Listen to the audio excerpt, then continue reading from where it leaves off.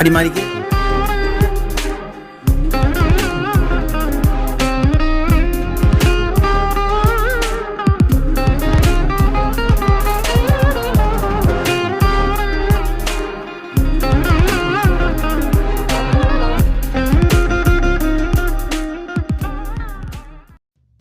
ആന്റിയുടെ ഏജ് എത്രയാ? 49.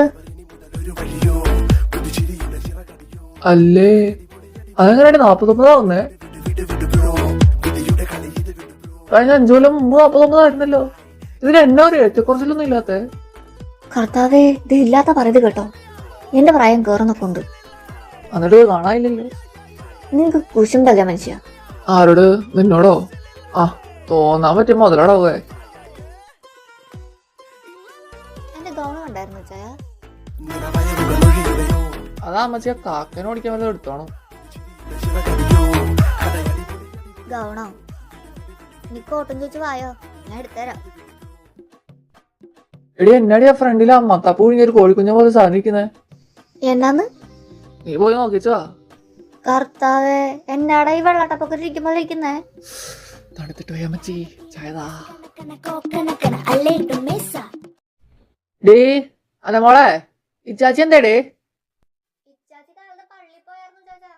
കർത്താവേ, പള്ളിയിലോ? അറിയാതെ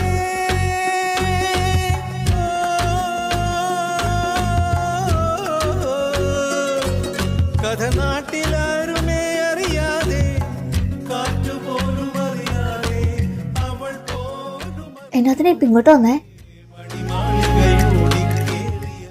നിന്നെ കാണാൻ വേണ്ടി ഞാൻ എങ്ങോട്ടാ പോണ്ടേ? കാണണമൊരു കുടി കാണണമെന്നൊരു ചേട്ടായി, മനസമ്മതം 11:10. ചേട്ടായോട് ഞാൻ പറഞ്ഞായിരുന്നോ എന്റെ മനസ്സമ്മതം മുടക്കി വീട്ടിൽ നിന്ന് ഇറക്കിക്കൊണ്ട് വരാൻ? ശരി, ഞാൻ നിന്നെ മനസ്സമ്മതം മുടക്കി വീട്ടിൽ നിന്ന് ഇറക്കിക്കൊണ്ട് വന്നു. ഞാൻ വിളിച്ചപ്പോ നീ ഇറങ്ങി വന്നോ? അപ്പൊ സെയിം ബാ, വീട്ടിൽ കൊണ്ടാക്കി തരാം. കർത്താവാണ്, ചേട്ടായിയാണ് നേര്.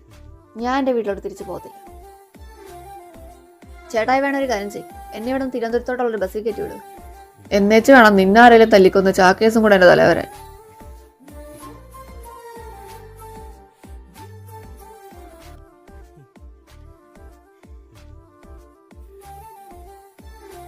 അയറുവേ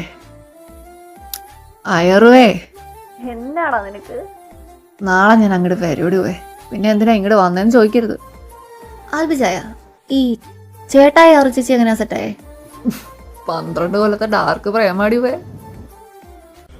കേസ് കിഡ്നാപ്പാ, പോകുന്ന വഴി അറിയാലോ. പോരാത്തതിന് അപ്പൊ എന്റെ ചേട്ടന് പിടിപ്പങ്ങ് മുകളിലാ.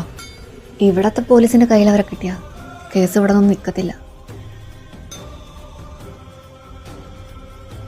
നിനക്ക് എന്തിന്റെ കഴപ്പാടി? ഞങ്ങൾ അവളെ കൊന്നോ കുഴിച്ചിട്ടോന്ന് ചോദിക്കാൻ നീ ആരാ? ചെറിയൻ സാറേ, ഒരു വക്കീൽ കടലാസുണ്ട്. എന്നെ ഉലക്കട മൂടടോ ഉണ്ടാക്കി വെച്ചേക്കുന്നത്. റീപോസ്റ്റ് മാട്ടോ. വിനാശത്തിന്റെ മഹാപ്രവാഹങ്ങൾ എന്നെ ആക്രമിച്ചു. പാതാള പാശങ്ങൾ എന്നെ ചുറ്റി. മരണം എനിക്ക് കെണിയൊരുക്കി. കഷ്ടതയിൽ ഞാൻ കർത്താവിനെ വിളിച്ചപേക്ഷിച്ചു. എന്റെ ദൈവത്തോട് ഞാൻ നിലവിളിച്ചു. അവിടുന്ന് തന്റെ ആലയത്തിൽ നിന്ന് എന്റെ അപേക്ഷ കേട്ടു. എന്റെ നിലവിളി അവിടുത്തെ കാതുകളിലെത്തി. കർത്താവിന്റെ കോപത്തിൽ ഭൂമി ഞെട്ടിവിറച്ചു. ചില സമയം കർത്താവിന് നേരിട്ട് എഴുതാൻ പറ്റാത്ത വിധി നമ്മളങ്ങ് എഴുതണോടേ.